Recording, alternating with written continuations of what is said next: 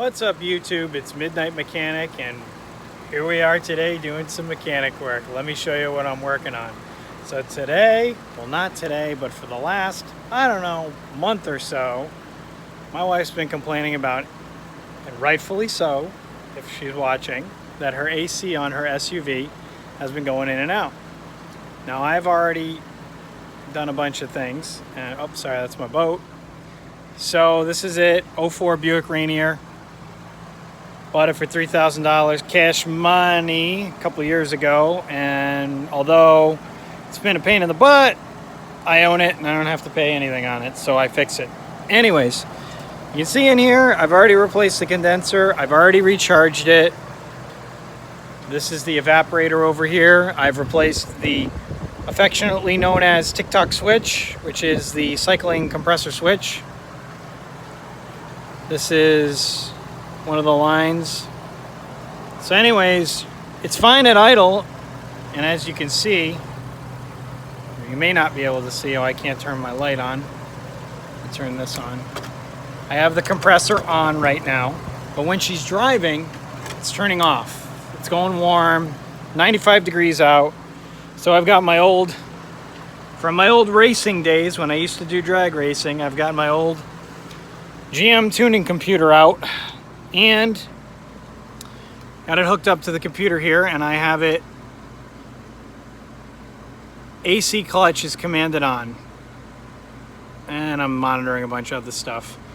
But anyway, so it's my tuning cable right there. I got it hooked up to the OBD2 port, and what I'm trying to see is there an actual issue with the hardware here, or are we dealing with a like the compressor and the something over there, or are we dealing with something else like this control unit?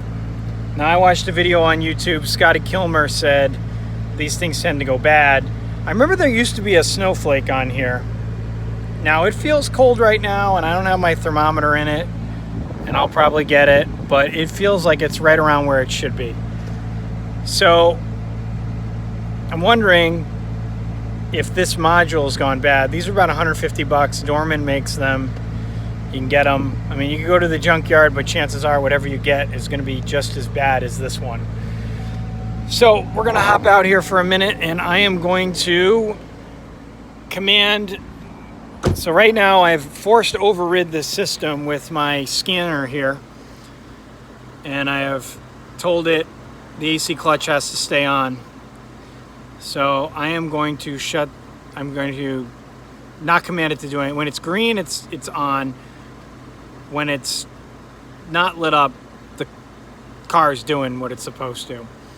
And what I'll do here is I'll stop scanning this file.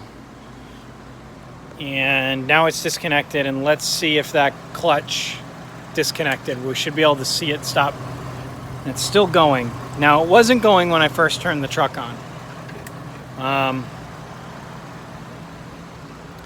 So I think what I'm going to do is I'm going to go take it for a drive, because it seemed to act up more when I was driving than when at idle. Idle, it seems to work fine.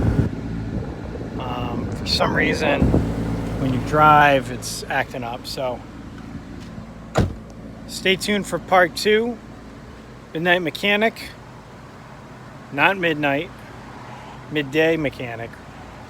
And hopefully all I need to do is replace that control unit, which should take me about 10 minutes, versus going down into the bellies of the beast here and pulling that compressor out.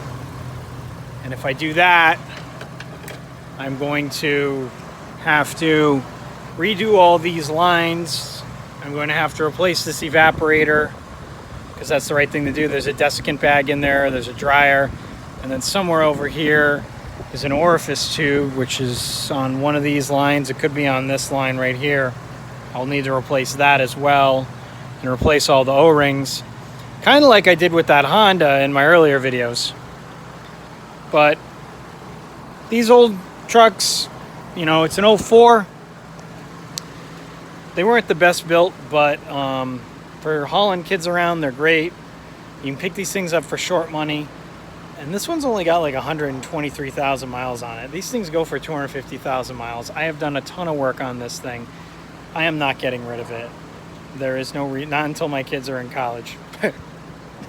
Maybe not that long, but many years of life left in this vehicle. There's no reason to get rid of it. It still looks good. It runs good.